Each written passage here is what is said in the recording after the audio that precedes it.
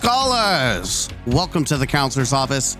I just got done doing just the whole run through of the entire Renegades campaign. I stopped at the very end, and of course the campaign is bugged. It didn't count for the legendary, and the final mission didn't count. Go figure. I am using my setup that I used for the live stream.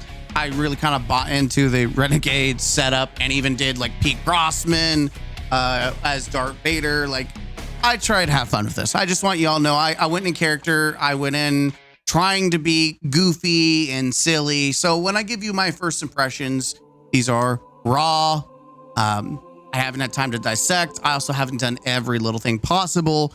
This is just the campaign and my thoughts, not including the changes to the portal. This is just Renegades itself, right? Renegades, the campaign.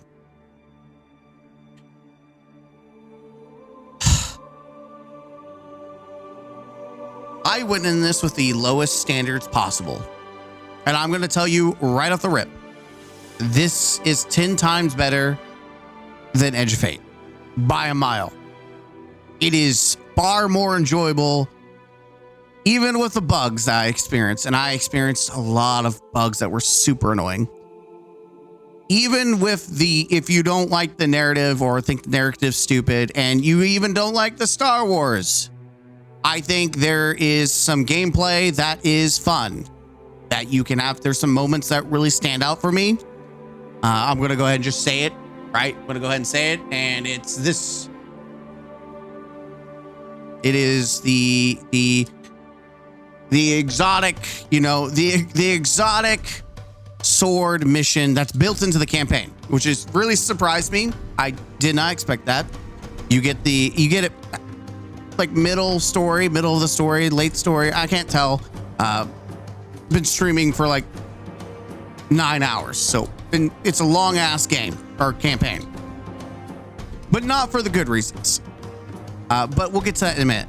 The Fire and Ice mission was sick. I think it reminded me of 0 Hour, but it pissed me off egregiously. That was a personal issue, by the way, because I suck at parkour, but it was great. I thought it was a good exotic mission. It's kind of unfortunate you can't go back and replay it. Maybe you can.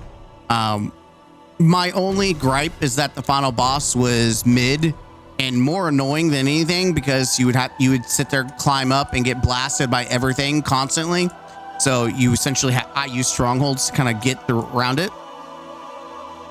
But everything else about it was really cool. I like the maze. I like that, trying to parkour and explore. Even had some, a little bit puzzle mechanics. It was good. I thought that was best. I also like the final mission up to, like the overall, I like it had the Halo-esque, final run, which was you're just blasting your run around of a sparrow that is fast, but also has guns, and it's really fucking cool. My only gripe is that they essentially did the Red War 2.0, and that's kind of like the vibe that it feels like Red War kit bashed with a little bit of Forsaken, and then just Star Wars. And that's kind of like the biggest problem that I had with the campaign, was that it felt like it was kit bashed a bunch of other ideas that had already been done. I mean, we had the Darth Vader looking Cabal, which felt like Gaul 2.0. We had the Almighty, or in this case, it was Nightfall, but it was essentially the Almighty. And both of them were going to be used to attack Earth. And we had to go around and destroy parts to disable the ship, which you did in Red War. It was a lot of flavor that was copied. I also felt like the final boss was weak and very lackluster. I'm pretty sure they're trying to save some big boss fights for Renegades, but overall I was underwhelmed in the final stretch of the campaign. The face off against Lumen, Gaul 2.0, right? Very, very cool looking, but very forgettable in the fact that he just kind of was just a henchman to Dredge and Bale. and I'm going to say this right now, Dredgen Bell is probably the worst villain, second to Maya Sundaresh. What I mean is, he starts off hot, you know, having lightsaber fights, cool. But then he's kind of like, he's Kylo Ren in all the worst ways possible. He is Kylo Ren in the worst fucking ways possible. He's whiny. He's emotional.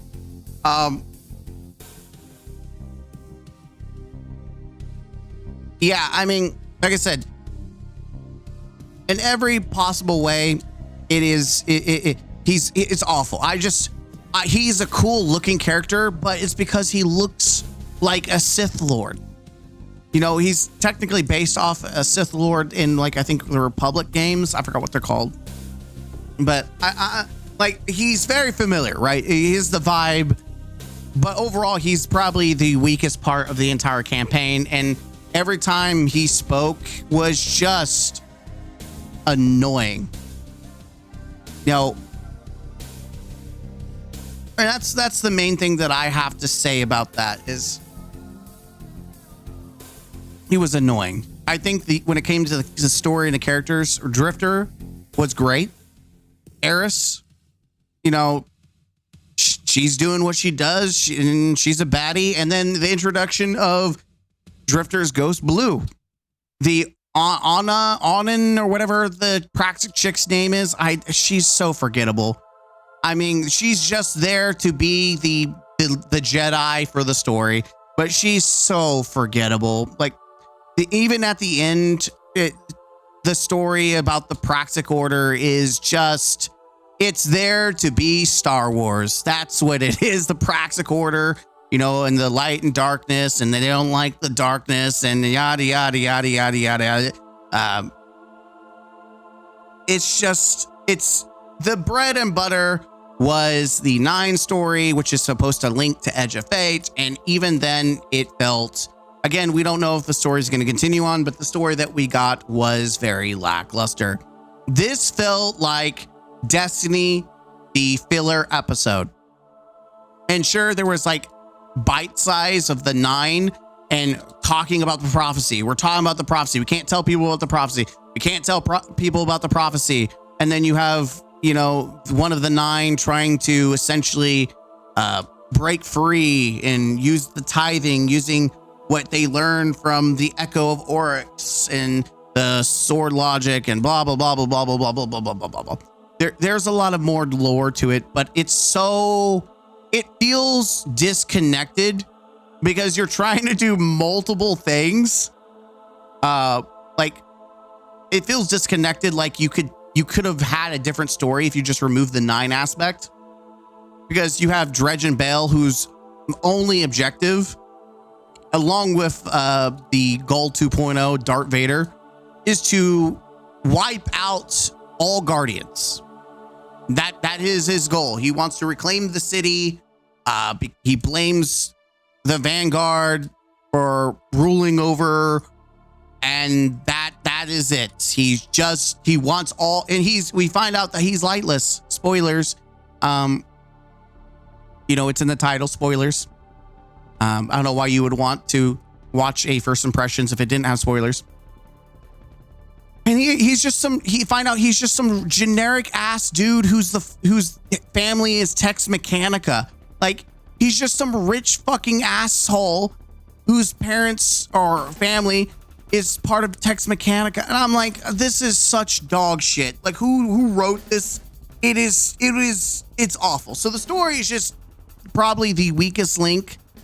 Gameplay wise, it has its moments.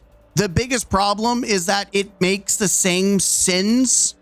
It has the same sins as Edge of Fate, and it even does even more egregious sins. So here's the lawless frontier.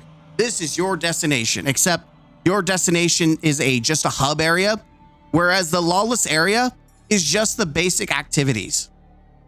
You have 3 locations: Venus, Mars, and Europa. And then you have these activities. And that's it.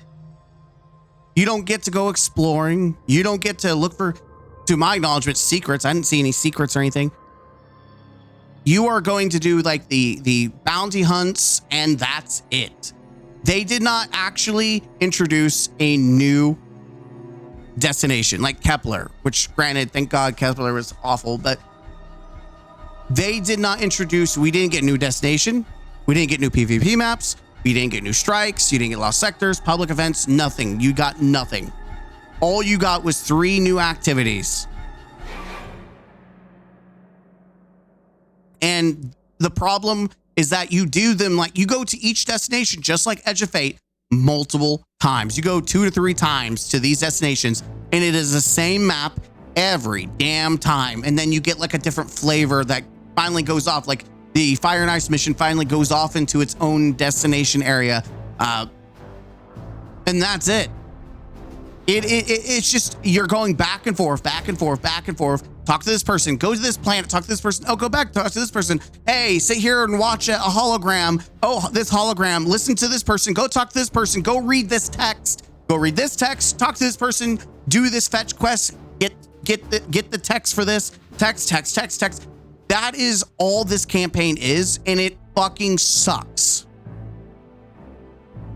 It is so, this was longer, not because it had substance, because it was dragged out to fucking infinity. This is probably one of the longest campaigns we've had, not because we have side missions and all this extra stuff that keeps you busy. It's because you're doing fetch quests. You're going from A, B, loading in, loading out, loading in, do this.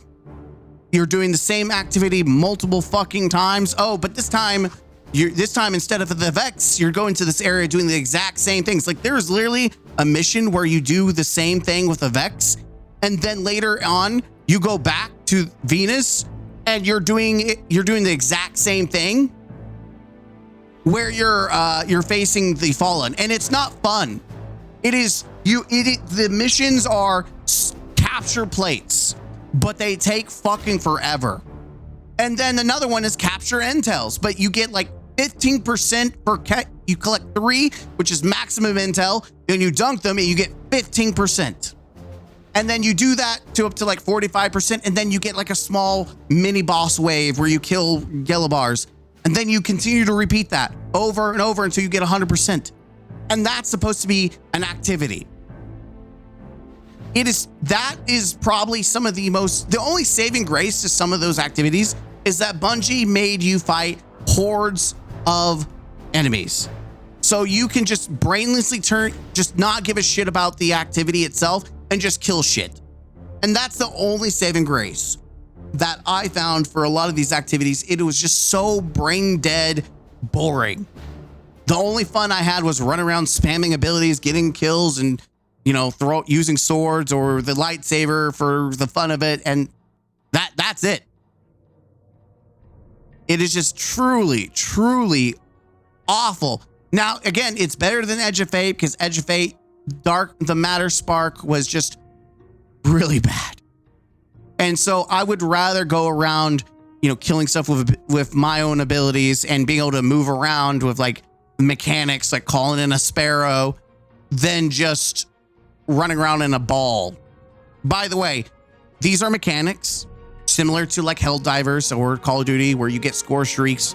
You call in these mechanics, you get a sparrow, or you call in airstrike, or you get a little bot that heals you.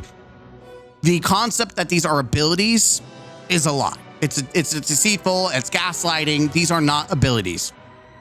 And so, in fact, they're so pointless that most of the time I didn't even bother waste my time using them, because I'd rather use my own like prismatic or my own kit. Like right now I hear that Nothing Manacles is cooking on Warlock, and in Titan prismatic is just still cooking. Like I was using a prismatic stronghold sword build, and it was all about suspending and freezing shit. Like that is strong to me, right? So very rarely did I give a shit with the regional mechanic of calling shit in, throwing a coin. Like it will probably matter more in the evasion playlist than it actually mattered in the campaign. I felt like it was just a nothing burger.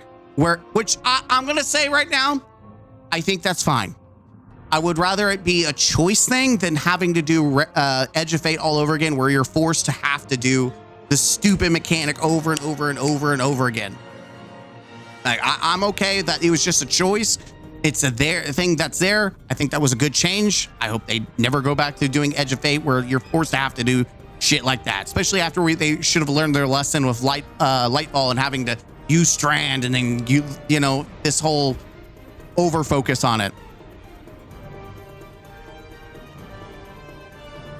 The weapons are fine. I mean, most of them seem pretty mid compared to what I already had. Like blasters just seem like a fancier version of their counterpart. The only difference that I found that I loved was Civil Discourse. Like and it's because it's a legendary forerunner. Like, and it slaps. It fucking slaps. Like it is good. Like running this, and I would run the Praxis Blade. Before that, I was running new Malpius, which was still also crushing it. Like everything that was good is still good, and like I said, some of the weapons are good. Overall, I found that the blast weapons aren't the most exciting things, at least not the destination weapons. I'm trying to see what else I can put on first impressions. We talked about characters. We've talked about story. Destination didn't really exist. The activity itself was pretty mid. The music was fucking phenomenal. Salvatore is back, and the soundtrack absolutely slapped. Whether you like Star Wars or not, I think the music slapped.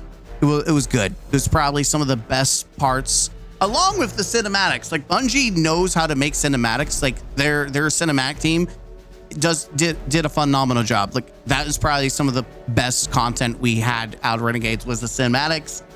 Not so much the story, unfortunately, but the cinematic was pretty badass. The cinematics.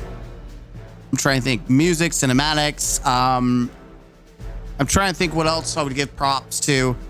Nothing like Keith David is back. I was excited because I didn't think he was going to come back. I thought Savala was finally dead. You know, Lance, it will always be the true Savala to me, but like Keith David is a great second. Like I love Keith David. I've loved him since Halo days, you know, Arbiter. But it was cool to see him, you know, back in action. I'm trying to think what else of the campaign. Like nothing else really popped. I mean, if you thought that this was going to save Destiny, I'm going to tell you it's not. This is a filler episode, and unfortunately, I'm recording this at like 8 o'clock, and so the peak was 70K. And yes, this is just Steam. Consoles also are an important factor. We'll have to see how that plays out with consoles. Once we'll see the full picture with all the platforms together. But this is usually pretty indicative that 70K at max at launch is pretty bad. It's pretty bad. And I think the thing is with Star Wars, if you like Star Wars, you're going to think this is the best campaign ever because your bias is going to kick in. If you hate Star Wars, your bias is also going to kick in. If you're like me and you're like, I like Star Wars, but I also just want Destiny to be Destiny, then you are going to see it for what it is, right? You're going to have probably the closest to a neutral opinion as possible. You're going to be like, is this Destiny? Is it fucking fun, right? And I think like the Praxis Blade is fucking fun. I just banged my head against the wall because I kept on seeing Star Wars the entire time. It is very unapologetically Star Wars through about, I would say generously 75% of the game felt like, oh, Star Wars. I'm not like a Star Wars diehard fan, but even I'm like, yeah, that's Star Wars. That's Star Wars. Hey, Star Wars. Yep, Star Wars. Even making certain references to some of the core story like New Hope. I hope that one day we can get for the Praxis Blade, they will give us a regular ornament that makes the sword look, or the Praxis Blade look like a normal sword, because I would be happy with that. Like throwing like a katana or something would kind of be badass. It's just a lot of the, you're hearing the lightsabers and the blasters, and it just kind of disconnected me because I'm like, sometimes it did look like it felt Destiny, but then you hear the blaster sound and you're like, doesn't sound like it fits. I don't think it's as egregious as I was going to think it was going to be. But it's definitely unapologetically Star Wars. And I think based on the narrative, it was very obvious that Bungie is running out of ideas because they lent themselves to a lot of aspects of Star Wars for the story. And the 9 was probably the weakest part of it all. I mean, it is what it is. That's just some of my initial breakdown and thoughts. I don't know what else I would say or bring up. Like, it felt too long of an experience. It didn't feel overly fun. Toward the end, it dragged on where I was like, the last hour or two was like, okay, let's just go. Can we go? Are we there yet? And I think people want more beef to their story and campaign, but if there isn't actual beef and you're doing the same shit over and over and over and over again, it's padded and it becomes repetitive and it's no longer fun or enjoyable. You've outstayed your welcome. I think that's something that Bungie did not do well with this campaign, is they did not understand that sometimes it's time to cut off. Let's wrap this up. They kept going and going and going. And a lot of it was just busy work and fluff and repeating the same missions. If they removed half the repeating missions and the busy work, this would probably be a 3-hour campaign, 4-hour campaign. And that would have been suffice. Instead, I was playing for like 9 hours, and I don't think I ever want to run this specific campaign again on another character. Like, I truly don't think I ever want to run through. Like, I don't know what else there is left to do with the story, and if there's anything else, if there's replayability, I don't know. I don't even know if there's like a mythic mode at all for this. I don't know.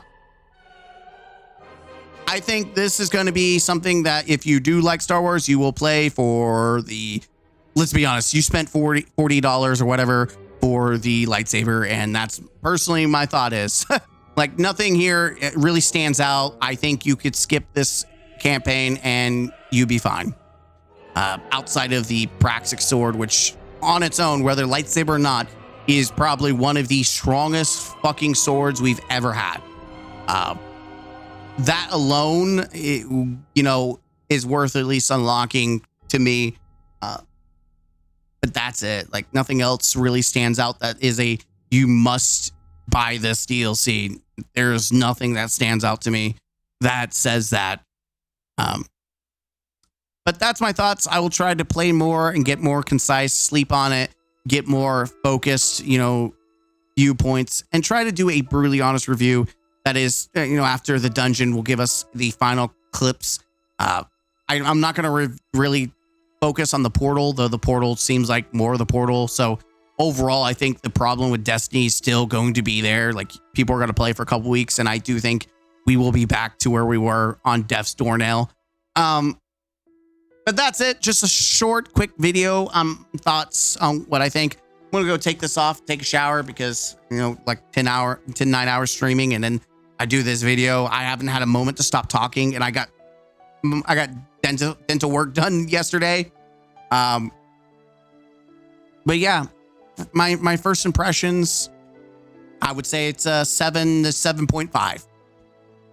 I don't think it's bad. It's better than Edge. I would give Edge a fucking 4. Just awful gameplay for Edge of Fate. At least there's very redeemable moments and, music, cinematics. There's some character, interactions that are great. Even though Dredgen Bell was a horrible villain, and the villains in this were pretty the weakness of the character, catalog for me. Outside of that, there were some great interactions, and sometimes it actually made me chuckle and laugh, watching these characters interact, which is something that didn't really happen very much in Edge of Fate for me. So I would be interested to see how things pan out. in the future. But yeah, if you were saying, is Destiny back? No, it's where it was before Renegades came out, except this time it has lightsabers and more Star Wars cosmetics. That is it. That's where we're at. We're now Destiny, but with more Star Wars in it. That's where we're at. If you didn't like Destiny, you probably still won't like Destiny. If you were tired of Destiny, you're probably still going to be tired of Destiny. If you love Destiny and you like Star Wars, then you're going to love this. If you don't care about Star Wars, but you love Destiny, then you're going to play this anyways, just like the rest of us, and go play something else afterward. To me, the way that I see this is Destiny is becoming a point where it's becoming a single player campaign for me, where I go through the story and then I stop playing, right? Or I casually play. That's where I feel like I'm at with Destiny. Nothing is changing the will, and I don't think they will. If the leaks are true that Destiny 3 is in the works, that may be the only thing that's going to change things up. Anyways, I'm Mr. Gaming Counselor. Let me know what you think if you played and watched. Let me know what you think down below. As always, don't forget to game out. Huzzah.